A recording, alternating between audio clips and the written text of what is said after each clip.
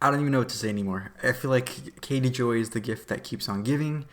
I keep thinking I'm probably never going to cover her again, and then she just throws the perfect video response for me to do right in my lap. And in this case, she pretended to be the arbiter of truth in America, the expert on politics and on race relations in America, and that is what I want to comment on today. Hey, it's Nick. Welcome to my channel, and this is the channel, if you haven't been here before, where we have open and honest, unfiltered conversations around a whole bunch of topics, whether it's social media related influencer news, or it's political news or political topics, or even pop culture and culture in general. We talk about it all here, and we do it open, honest, and unfiltered to cut through all the noise that happens a lot on and offline. And so if you're interested, make sure to keep watching. And remember that we do this every Monday and Friday at noon Pacific Standard Time. So make sure to come back every Monday and Friday, no matter what. And with that said, let's get into today's topic. So I was racking my brain for inspiration on what I wanted to talk about in this video, because I was in this lull where we had the whole Capitol incident with the violence last week. I guess 2 weeks ago at this point, and that had just happened, and we all covered it to death, and no pun intended. And Inauguration Day for the new president in America is a few days away. It happens to be Martin Luther King Jr. Day today, and things appear to have simmered down over the past week and a half. It was getting pretty bad for a while, and then as far as Katie Joy goes, her Tati Westbrook lawsuit developments have already been covered by a lot of people, so I was like, okay, I don't want to cover that. And then I took a minute to just chill, kind of relax, play my little game on my phone that I play every day that usually resets my brain and kind of helps me filter out some of those things in my head that I'm blocked at thinking and what I need. And usually playing that game replenishes those inspirations. Well, what's interesting is on Friday night, I was playing that game, and as soon as I stopped thinking about and pushing, trying to find some inspiration for this video, I got a notification from none other than Katie Joy Live herself. This is her second channel from Without a Crystal Ball. And I'm not subscribed, so I thought maybe it was someone else commentary channel that I've been watching covering Katie Joy. No. And I've only clicked on one of her lives from that channel in the past week, only one ever. But the YouTube algorithm apparently knew that I was struggling to find ideas, and I was kind of running out of inspiration, and they just knew I needed this. So I was like, you know what? When something falls into your lap that feels like the right thing, don't even resist it. Just go with it and see what happens. So that's what happened. So I clicked. And boy, did she and the powers that be hand me something that put all my worries about what I was going to come up with to rest. And it fell right in my lap, like I said. So before I get into the main topic of this, the only other video of hers of her new live channel that I've actually clicked on and watched was the live she did 2 Sundays ago. So not yesterday, but the week before that she made a lot of waves for, at least in the commentary community, for her treatment of her subscribers and members on that live. And it was interesting because this live I clicked on, I was like, okay, I'll give her a chance to see if it's the same or not, just to kind of see what I want to talk about. And in this live, it was almost the polar opposite of that. And it really confirmed to me what others have been saying and what I've had suspicions about, which is that she has very drastic peaks and valleys in her behavior online. And so that is the crux of what I want to talk about first before I get into the race relations, politics, and truthism that she was spewing on the most recent live that I wanted to comment on. So before I get into my thoughts on all that, I wanted to just touch on her, or get the record straight as far as treatment of subscribers in general and kind of what you can expect if you're new here on this channel. So on my channel, everyone is welcome, and we've had disagreements in the comment section, but I hope that I've only shown an open mind, a respectful tone, this even-keeled and kind of level-headed approach to what I talk about. And I want you to know who you're getting when you show up to my channel. And I feel like with Katie, her channel, when I've watched videos here and there throughout the past year since I found her channel and then after all the drama happened, I feel like I don't know who's showing up to live or the video or whatever. It could be this really happy, friendly person. It could be this really angry, snarky person. It could be this combative, someone who's not going to put up with anything. And it could be a sign of the way her life is, and she just reacts that way online because of those things. I don't know, but I just want you to know that I try my hardest on here to not come and not bring my outside life here as far as letting it affect my mood here. So I just want to make that very clear at first. And I talk about things in an honest, unfiltered, unapologetic way, like I've talked about. And I often express views and cover topics that are very polarizing. And I know that I'm going to probably have half the people who watch, or depending on what the sample size of the audience is, not like what I'm saying or disagree with it. So I am aware of that. However, in real life, if I was having these same conversations or expressing these views, I would not just yell at someone who's, let's say, a customer or a friend if I'm in a service business, if you will. Because I know you're taught in those types of businesses, customer service, to be nice to everyone in that store, whether they end up buying something or not.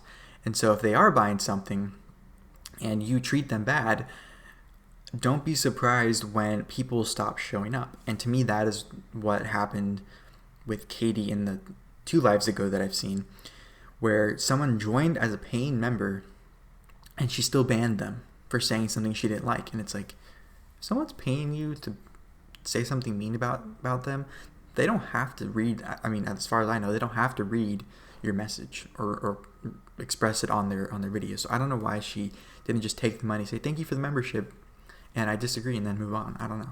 Because as far as I know, any comments that I would consider hate comments or trolls or whatever that leave kind of nasty comments, I give them the opportunity to kind of come back around, and I respond as nice as possible, maybe asking for clarification. And what I've found is a lot of times those commenters usually click on your video somehow, leave a comment, leave, and never come back, because I can't tell you how many times I've responded to some quote-unquote hate comments and never gotten a response again, and I've never seen them show up on the channel ever again. So sometimes it's not even worth continuing the thing or banning them, if you will, because a lot of times they'll just stop by and then never come back. So there's that. But now let's get into the recent live that she had, which was on Friday, and more of the contents of that and my response to what she talked about, because it goes along the lines of what I've always talked about or covered on my channel, which is related to social issues, political issues, social media issues, all the things. And I'll talk about that later. That's why that's the problem. But in this recent live, the main thing she started talking about that really kind of clicked my antennas up, was she was talking about how her favorite news person is Don Lemon from CNN, and she also likes Van Jones on CNN.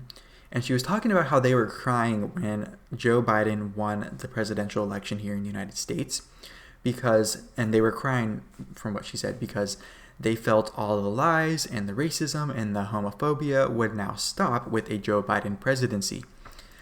So my question to you, and this is an overall question before we move on, is, do you think a new president has that much power to just snap their fingers and stop all the bad things from happening from the previous presidency?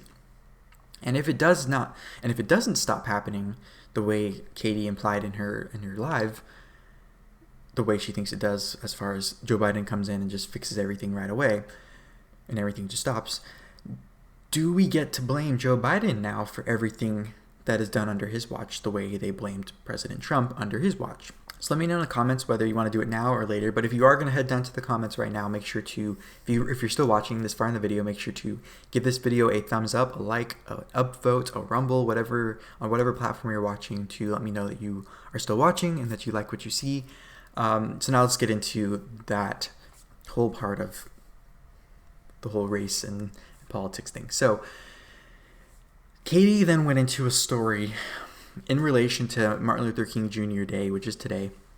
But of course, it was Friday when she did this live, and she was talking about her son learning about the importance of MLK Jr. Day from her son's special ed teacher aide who was in the house, and she was saying something to the effect that the teacher was telling him that, pointing out his skin color and saying that some people have different skin color and we don't have bad thoughts about those people because of their skin color. And she basically said that her son said, "Duh, of course we don't judge people based on that." But there's two questions before I go into why I think this was actually good for Katie, which is, one, why is the school system teaching kids core values that parents should be teaching them? And two, where is the proof? Where's the proof that the Capitol protesters were racist? Because Katie also alluded to the fact that she said in the week that we had these racist white supremacists attacking the capital of our country, it was an important lesson, blah, blah, blah, blah, blah. So she said, like I said, her son, of course, thought we don't judge people based on their skin color. And to me, obviously that reflects well on Katie if she was the one that has taught her kid that. Of course, if in the school system, I'm sure they teach people not to do that. And of course, we shouldn't be judging people based on their skin color. But I was like, okay, this is actually a good story because she's expressing that maybe she is a good parent, and this is something that has been questionable in the commentary community. And I think at the root of it, she's probably not a bad parent. I mean, she probably has a lot of stress from the situation with her son being autistic, and I don't see how that doesn't affect your mood sometimes when it's a little challenging. However, she seems, in a lot of her videos that I've seen and some of the reactions I've seen, to be quick to judge people based on little to no proof of the contents of their character as the character that she thinks they have to judge them on. And that, to me, goes against the core value of Martin Luther King Jr., which is to judge people based on the contents of their character. So this whole lecture on the importance of Martin Luther King Jr. while potentially doing the opposite of what he would want if he was still alive today also goes against her whole theory that she touched on too regarding Don Lemon and Van Jones, that one side, meaning she was alluding to Republican, conservative, whatever, religious, has lost its sense of logic and reason.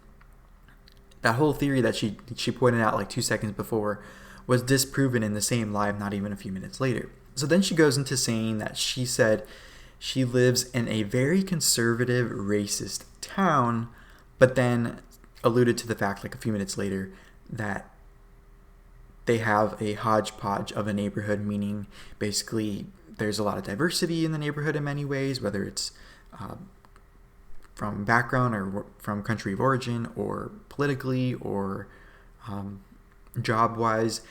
And it basically debunked her whole claim that they are alone in their community as these Democrat liberal people. So it was just confusing to see her kind of try to paint this one side as this evil, lacking logic and reason thing, and that she's surrounded by all of them, but then her community is diverse and not that. It's like, I don't get why she's trying to play both sides, meaning I'm from a diverse area, I'm so diverse, but also all these people are evil. I think it's a kind of a double whammy of these people are evil and I'm really good, and it's kind of how it is. I don't know. But then she said she was losing subscribers because she is liberal and talking about politics on her channel. And to me, I don't think it is about her politics in particular. I think it's the fact that only a few months ago she was shutting down and banning people, or at least deleting comments of anyone talking about politics at all. And I believe it was right before the election, not after the election, but right before. Because then when the election started going what appears to be her way, or her guy was winning, she decided that she felt like she could talk about it and kind of use it as ammo, if you will. But the fact that only a few months ago she shut down this political talk and now she feels emboldened to talk about it for whatever reason, of course people might unsubscribe. If you subscribe for one reason and it changes in a direction you don't like, you're probably going to unsubscribe. I don't see why that's such a big thing to to happen, and it's not the end of the world. People unsubscribe all the time, whether YouTube does it or people actually do it. It's part of the game. It's no different than if you like a certain product from a store and then they stop carrying it and you really like that product, you're going to go somewhere else to find it. It's not rocket science. Okay, so then she goes on to say that she was happy that she seems to think that a lot of the people who are leaving her channel or unsubscribing are these QAnon Q people. First of all, I don't know how she would know these certain people are the QAnon people. Maybe there's a way to figure it out. Maybe she knows their username from maybe comments they've left from her responding to that type of content or that type of the whole Q movement. It could be they're just unsubbing because their accounts are being banned, because I know that group of people is being targeted pretty harshly on a lot of social media platforms, or being censored at least. So the same thing, what was interesting is the same thing she wishes of many of the people she covers on her channel, meaning she keeps wishing these extremists and these other people who she believes don't have a platform should be deplatformed. If they do get deplatformed, she has a lot less to talk about. And also, she better be careful, because she may be getting deplatformed soon if the Tati lawsuit keeps going downhill the way it is. So she better be careful what she wishes for as far as not letting people online or shutting down these people that she doesn't agree with, because it may not be soon before long before she is actually the target of this. So along the same lines of the politics and people she covers on her channel, she went into the Duggars a little bit, and she talked about how the Duggars, who from 19 kids and counting I think now, and all their kids and whatnot, how she believes that these people that she doesn't agree with, these extremists like the Duggars, don't deserve a platform because they don't respect the government, they're anti-mask, they're not taking the pandemic seriously. However, she is also the one that has been bashing President Trump. And if I'm understanding correctly, he is technically still the president at this point, but if you're bashing other people for not respecting the government, not respecting things, but you're bashing the president of the United States, isn't that you doing the same thing you're wishing others that they wouldn't do? Yeah, it is. And she also bashes the Duggars for wanting less government involvement in day-to-day life, wanting less taxes, and to be honest, they are entitled to that opinion. And she also talked about how she thinks that the Duggars want to run for political office, and to me, that is a good thing. Not necessarily that I agree with their views, but the way you enact change in this country is you run, and if people like your platform enough, or what you stand for, they will vote for you, and you will be put in a position of power to implement those changes, and that is how our government works. So, if anything, her standing against that form of government, or the republic that we live in, is her bashing our government and doing exactly what she wants other people to stop doing. And she seems to think that we are in this predicament with the pandemic, that in race relations and politics, because we don't have enough government. And to me personally, I believe we are in this bad shape where we are because we have too much government. The government, if we're looking at this objectively, is the one telling people what to do. In this case, in the pandemic. Telling people that they can't open their businesses or to keep them closed. Fumbling the response at almost every turn, whether it's the vaccine deployment, whether it's guidelines on how to properly wear your masks. I saw the Dad Challenge podcast, who I got recommended or told about through Radiant Brent, who has been covering Katie Joy. He talked about how he got a lot of flack for expressing his view on why he thinks we're having the most virus cases ever, after everyone was being told to wear a mask, and most people are wearing a mask, if not everyone. Why is it happening? And so he was questioning, maybe it's the type of mask, maybe people aren't wearing them properly, maybe people are wearing the mask but also touching their face and whatnot. And so those are the things that are problems with the government telling us what to do, but not giving us the full instructions, that because maybe they don't feel they're accountable, or they have other agendas. I don't know. But politicians are also working on behalf of foreign governments in our own government and implementing policy that is fueling the racial division and increasing taxes for all without benefits to all. And so I understand why she personally probably feels that we need more government involved. And to me, it's because having more government involved for her gives her a little more security if she needs or if she's using government assistance for her son or for whatever reason. And now that, quote unquote, her guy is going to be president, it appears that she maybe feel emboldened the way she was accusing Trump supporters of being emboldened to do what they do, to do what she does. So it's just another level of hypocrisy that she is expressing right now, and I think it is good that she is doing this. And I know a lot of people, we've gone back and forth in the comment section about whether she should stay on YouTube or not. And I think in this case, showing her hypocrisy on another level politically and all these other ways as Joe Biden gets into the presidency will be a good thing to show people what's going on. And I actually feel sorry for any of you who identify as like a Democrat or a liberal, whatever term you use. I am sorry that Katie Joy is on your side or trying to be this this figure or this public figure kind of representing that portion of America.